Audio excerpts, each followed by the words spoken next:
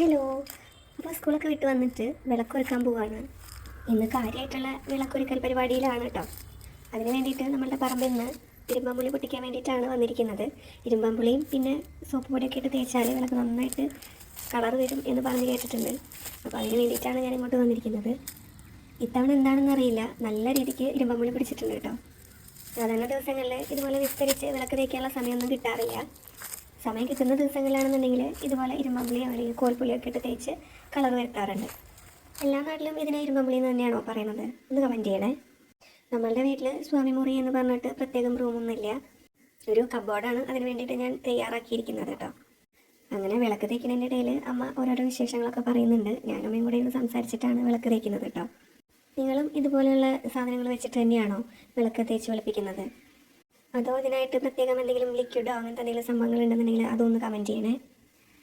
ഈവനിങ്ങിൽ വീട്ടിൽ പ്രത്യേകിച്ച് പണികളൊന്നും ഉണ്ടാവാറില്ല.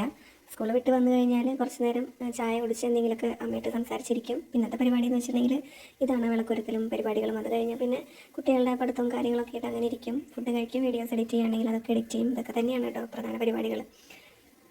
പിന്നെ കുറച്ച് സമയം നാമം ജപിക്കാനായിട്ട് എടുക്കുമല്ലോ. ഇതൊക്കെ തന്നെയായിരിക്കും അല്ലേ ഈവനിങ്ങിൽ മിക്കവരുടെ വീട്ടിൽ നടക്കുന്ന പ്രതിഭാസങ്ങൾ? ഒന്ന് കമൻറ്റ് ചെയ്യണേ.